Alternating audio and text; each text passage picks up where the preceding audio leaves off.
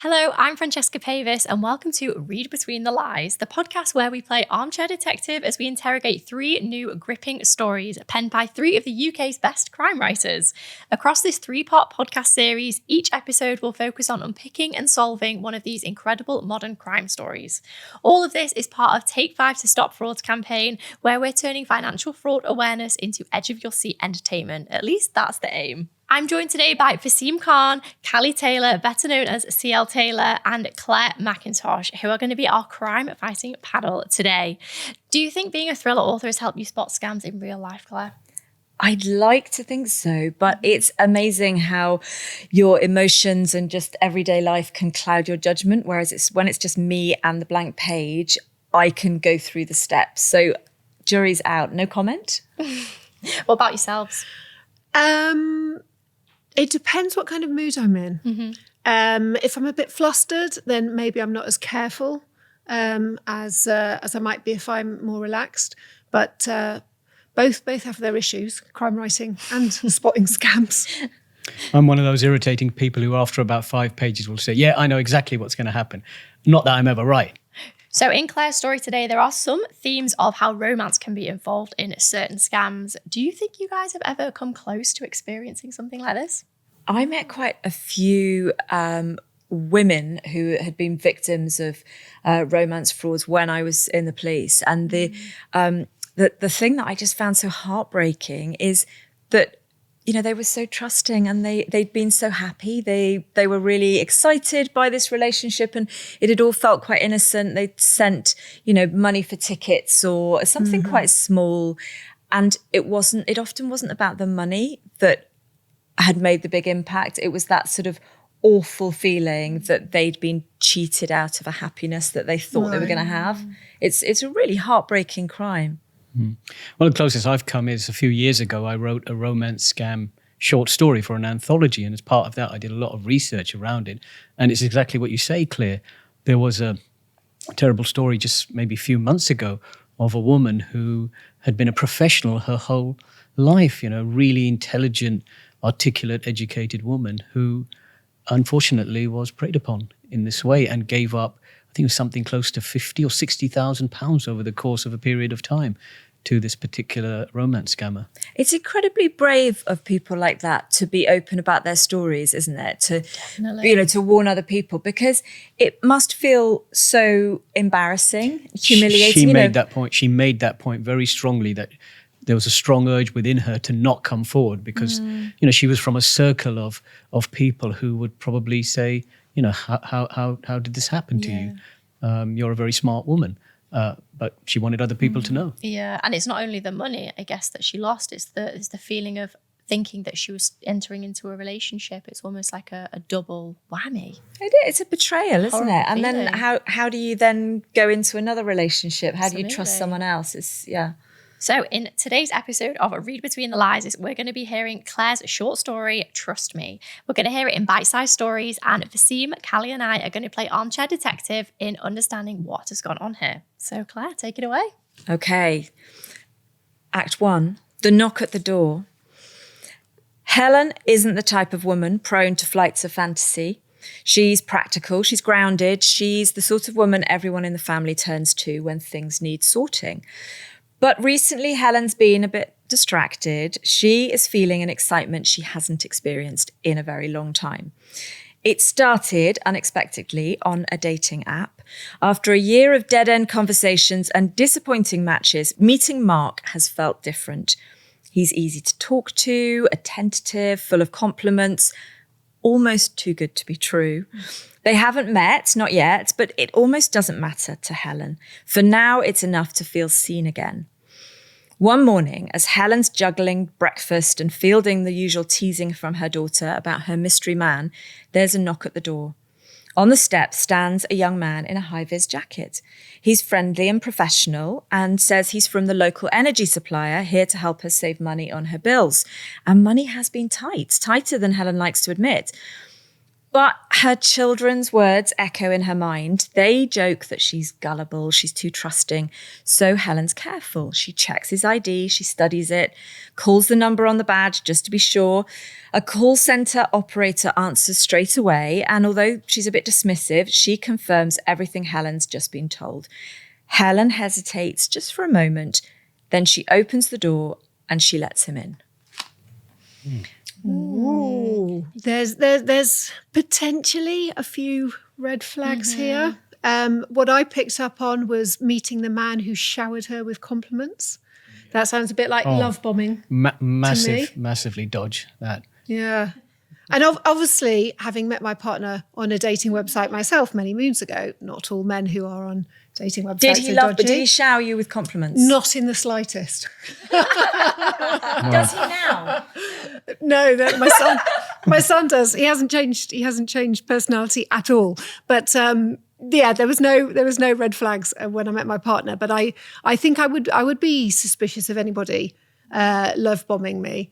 So they've not met because Mark's diary is just really busy. He's really busy. He's getting the funding together for a new startup, so he just hasn't got the time to meet her. But he really wants to, Okay, delaying meeting up, a new startup. That sounds a little bit like money's going to get requested. That's right. Further down the line. Yeah, absolutely. Maybe. Very untrusting for someone who met your partner online. I'm older and wiser now. Of course. Maybe let's talk about the man who's at the door, who's been physically let into her home, even though she's done her due diligence. Do we think she did enough to let a stranger into her house? To be fair, it's probably more than I would do.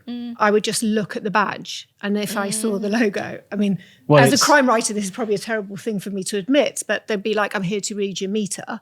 I see the badge, I let them in. But I think that's being very safe. He's very polite, and in fact, they chatted a little bit on the doorstep. Helen's got a son away at university, and turns out this guy went to the same university. He's a young chap, sort of reminds Helen of her son, and so she's had a little bit of small talk, and she feels quite comfortable with him. And now, obviously, she's checked with the operator, so she's happy for him to come inside. Yeah, and it's also the high-vis jacket, right? Because it's a sign of a patent sign of authority. It's that old adage about someone with a clipboard and a high-vis jacket can basically walk into any facility on earth because nobody would dare to challenge them. And you're right. That's a good point. Most of us, somebody knocks on the door, says, they've got an ID card, they've got a high-vis jacket. You think they're legitimate because you have no grounds to suspect otherwise. But right now, money's a little bit tight for Helen. So having somebody show up on her doorstep, just offering exactly that, a way she can save money, do we think that her emotions were playing a role here? I mean, possibly. She was in a good mood as well, and this young man reminds her of her son, then her sensation of danger is going to be quite low. And we all get people knocking on our doors all the time wanting to replace our double glazing or, do our gutters or whatever it is. So, and to be fair, the money saving offer, that's not an unusual thing. We're seeing it in adverts all the time. In fact, we're encouraged by online saving experts to constantly check with our suppliers, aren't we, to get a better deal. So this feels, I think, quite logical. Yeah. Definitely. I think it's interesting as well. She was caught in the middle of a busy morning, I think specifically. So maybe if she was in more of a clear headspace, she might have thought, I'm going to make this decision slightly differently. But because of the running around, perhaps she just thought, yeah, sure. Yeah. And the busyness thing, I think, is huge. It's easier to say yes than to say no and give an explanation, isn't it? When you've got a million things going on in your head. Absolutely. Okay, let's hear some more. Act 2. That evening, when Helen has finished work and the chores are done, she's relaxing with her phone. Her conversations with Mark are getting a little deeper. Their relationship feels closer. They're moving beyond small talk into something a bit more personal. Mark's charming. He asks about her day and he seems genuinely interested. But when Helen tells him about the energy supplier who came to the door, his tone changes. He wants to know what the man said. Did Helen check his ID, call the number? He's just concerned for her, even a little protective. But there's an edge to it. It feels like suspicion, interrogation. Helen bristles. Mark may be better off than her, but that doesn't mean she's careless. It's not like she's frittering away her cash on pampering or manicures. She's managed her money, her home, her family without help for years, and now she feels judged. Helen pulls back and ends the conversation a little more abruptly than she means to. The next day, she's calmed down. So when her phone lights up again with a message from Mark, she's pleased. He's full of apologies. He didn't mean to patronise her. It's only because he cares about her. There's more. An olive branch sent in the form of a money transfer, accompanied by a note. Go treat yourself, get your nails done. Helen hasn't used this transfer service before, but linking her bank account seems straightforward. She hesitates just briefly. She's heard the warnings before, friends talking about love bombing, but this doesn't feel like that. Of course it doesn't. It never does. So somebody being this protective that early on, that's a red flag, surely. Absolutely. He really cares for her when they've just had a few phone calls and he's worrying about other men in the house, and that sounds... Do you think that's what it is then? Do you think it's the fact that it's a man, he wants to isolate her or not want her to talk to other people? I mean, it sounds pretty controlling to me. Considering they haven't met in person yet. Yeah. To me, it's more about establishing his caring credentials, setting her up so that she lowers her guard and thinks to herself, okay, I may not have known him long, but he's really a kindly person. He's already looking out for me, even though I don't fully appreciate it, but I can understand where he's coming from. He wants me to be safe. And that's... But maybe he does. I mean, I'm sorry to play devil's advocate, but there are some nice guys out there, aren't there? I think if I'd been talking to somebody on a dating app and said, oh yeah, some guy came around to help me with my energy bills, and he went, did you check the badge? Did you ring the company? I'd be a bit like, whoa, okay. Even though that's what we've said, like we're sitting here saying she needs to check his credentials. Is that okay for us to do it, but not? I'm gonna take the opposite stance to you, Really, Kelly. I'm gonna say that there's nothing wrong with, because he might be saying that he's got awareness of this kind of scam, and that's why he's sharing the benefit of his knowledge with someone who sort of let somebody in the door. Callie, I'm with you on this one. I really am. I think it's this protective of somebody that you're dating, and then this protective and controlling over somebody you've not met in person. Exactly. And now there's weird transfers. Mm-hmm. That's another alarm bell. It's an apology. He's, he was patronising, he was mansplaining, and he's just sending her a little something to get her nails done. On a platform that she doesn't recognise also. Yeah. Why is he not just sending it through a regular bank transfer? Well, he hasn't got her bank details. So he's just, it's like a little, like sending a gift voucher or, And there are so many platforms now, which none of us know all of the platforms or are familiar with all of them. I think this is highly dodgy.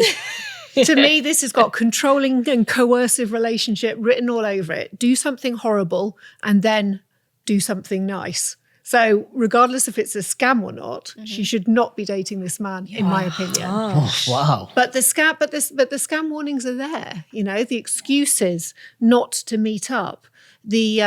Was it the new business venture, which he happened to drop into conversation? And now he's been controlling about other men being around her, and he sets up a new transfer. Is he going to ask for her to transfer some back? Is that the next step? And not to mention that her friends agree. It sounds kind of love bomby.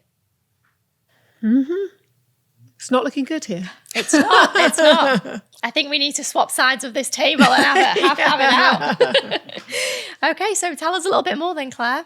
Is it a red flag after all? Okay, let's find out. Act 3. The next day, Helen is feeling positive about her relationship with Mark and hopes that he can free up time to meet up soon. But then there's a knock at the door. A police officer on the doorstep, a solemn expression on her face. Like any mum, Helen's mind jumps to her children. And it's almost a relief when the officer explains that she's from the fraud unit. Helen's thoughts race. It has to be Mark. The messages, the gifts, was it all leading to this? But the officer shakes her head. It's not about Mark. A man has been arrested, someone posing as an energy supplier. going door to door. And on his device, they found Helen's details. She tries to make sense of it. But I checked, she insists, the ID, the number, I called it myself. The officer explains very gently, the number Helen called was on the fraudster's ID badge. The person on the other end of the line would have been an accomplice. Helen's heart sinks as she realizes what's happened. She's so embarrassed. How did she miss it? Thank goodness the police caught it early before anything serious could happen. The detective helps her take the next steps. They put her through to the bank via a special fraud line to someone who can secure everything quickly with just a few routine questions about her account. Helen's money is safe. Oh. So I've done that knock, that awful sort of knocking on the door to deliver bad news, whether it's that you've been the victim of a crime or there's been a terrible accident.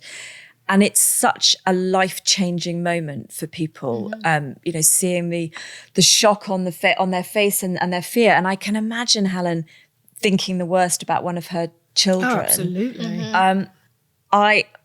To feel she's so mortified now. She's so embarrassed because she really thought she was doing the right thing. Well, here's a red flag then, because if I've understood this correctly, the police officer is asking her to verify account credentials. Is that right? So the police are just helping her out, really, because she now needs to secure her account really quickly, obviously, because the energy supplier has been there, has taken some personal details.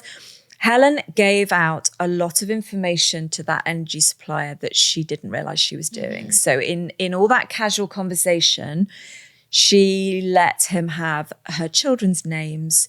She mentioned a birthday. She mentioned the cat. And actually the cat is part of her password. So there's all these little bits. So the detective sort of very gently supports her through that and says, right, we need to call the bank. And so calls the fraud line, hands the phone over to Helen so that Helen can pass over the details. Okay, that's very sus, isn't it? That the police person is calling rather than her calling, and then asking her to hand over more details to the person on the other end of this line. All right, my antenna are up now. You are for sure. suspicious of I'm very of suspicious. the policewoman that turned up. I am. Even though she's in full uniform and is there to help. I am. Maybe it's a twist, but I don't know. So would you challenge that then? If I was, let's say I was still a serving police officer and I'm saying to you, this fraud has happened, but I'm going to stop it. Here's, I've phoned the fraud team. Now go, and I don't want your password. Go and tell them on the phone. I don't know. It's just because it's been so ingrained by the banks. Never give your account details and other bits of sort of sensitive information over the phone anymore. I don't know. I mean, it's hard to challenge a police officer in uniform, right? But so you should call the number for your bank's fraud line yourself on your own phone. That's right. Is the safest way to do it. That's what I would do. That's also what I would do. Yes. Let's hear some more. Should we see what Helen did? Act 4, our final act. For a while, it feels like a near miss. The kind of story you tell yourself with relief. It could have been so much worse. But then Helen carries out some investigation work of her own, and the relief that she'd been feeling starts to slip. She discovers the detective who visited her wasn't a police officer at all. In fact, none of it was what it seemed. The energy rep at the door, the call center voice who reassured her, the fraud officer who helped her fix it, they were a connected single operation designed to get all the information they needed from Helen. The special line through to the bank was the final thing they needed to empty £600 from Helen's account. Helen's money was eventually recovered and the people responsible were found and convicted. In the days that followed, Helen found herself second-guessing everything. The doorbell, unknown numbers, even her own judgment. She is, however, glad to have Mark in person now and holding her hand through the court case. No grand gestures, just quiet support during a difficult time. She's no longer suspicious of Mark and she no longer jumps when the doorbell rings. But more importantly, the experience has taught Helen to listen to the one voice she knows she can trust, her own instincts. Well, first of all, well done, Baz. 2 points for You Vaz. were very suspicious. Set a there, crime right writer from to the catch a start. crime writer. I know how Claire's very twisty mind works as well. Yeah, I knew there had to be a twist somewhere. When I was writing this, what I I felt, because I can see myself being Helen, busy lives and distracted. I think what did it for me was the complexity, the idea that there's a whole cast of characters. Absolutely. And, whole call centres, aren't there, where these scams are being operated. Yeah, this goes back to something which, I've learned over the past few years, is that scams are now no longer the preserve of some, teenager in their mum's basement. These are big operations run by organised criminal gangs who put a lot of investment, time, resources, money into making them stand up so that people, unfortunately, are ensnared by them. But this is their job, isn't it? Yeah. And just like anyone, they try and do their job to the best of their ability. Yeah, and the fact that Helen is a very smart cookie and yet also was in doubt throughout this whole thing. Is Mark genuine? The police genuine? Who's genuine in all of this? I'm glad Mark turned out to be genuine. Yeah. I'm still not sure about Mark. Oh, you're still not sure? I'm not convinced. But before we go back to Mark, because I'm sure Callie and I have some thoughts on that. I think what makes this scam specifically more convincing is the fact that there was multiple people involved. It wasn't just an energy supplier who was offering something. It wasn't just a police person who was looking for details. It was the layers, I think, to this scam, on top of how our main character was distracted and busy and had teenagers that she was trying to work out where XYZ, wherever they are. The additional layers make this one a lot more complicated. Yeah, I think as well, often with these kind of banking scams, there will be a person at some point, maybe when you've realised that you've been scammed, somebody will contact you to say they are aware you've been scammed and they're going to help you rectify the problem. Right, the recovery scam, yes. Yeah, and it's just, you must at that time feel so panicky that you just, as you said, somebody's going to help you, that you are like, help me. But the worst thing you can do is panic. And you have to take that moment to pause and think, what is the logical thing to do, which is to contact my bank myself. Directly. Don't let anybody else contact your bank on your behalf. Definitely. And I think as well, in this case, she did do some due diligence. So from her perspective, she's rang the number to check that the energy person's legit. She has made those moves to make sure that she's doing the right thing, and she's still... And this has still happened to her, which is the worst part. And it's the combination, because there's a word that's sort of becoming increasingly popular in security circles, which is hybrid threats, which is threats that have possibly cyber, digital components, online components on the phone, but they also have this physical component as well, which is exactly what's happened here. It sort of begins seemingly on the phone, and then it turns into a real life person on your doorstep. So what was the moment in this story for all three of you where you thought, I would have stopped to pause here, and where would you have learned from that? What would you have learned from that? Well, for me, it was the police person handing over a call that they'd already initiated and asking for details, for you to hand over your details, rather than saying to you, phone your bank yourself, go through the security procedure and then give them the details. That was a bit dodge. Definitely. Callie, I think yours may have been Mark. Yes, I was most definitely suspicious of Mark. Still am. Still think something's going to happen if this story were to continue. Is there an epilogue, Lovely Claire? man. He's a lovely man. Yeah, poor Also, Mark. I wouldn't let anybody into my house if they were Yes. trying to sell me something.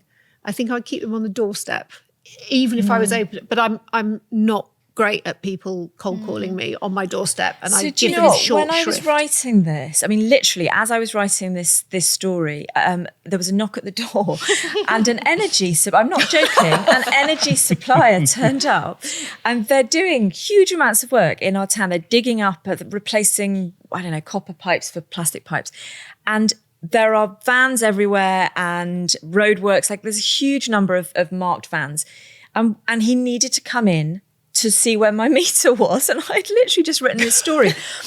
And I said, I know this is a bit ridiculous because I can literally see 3 vans. I mean, it would be a very extensive operation. Yeah. And there must have been about 20 workers digging up the road. I said, but can I just go inside and ring the utility company to check? And even though I knew that was the right thing to do, and I was literally writing about it, I still felt a bit of an idiot.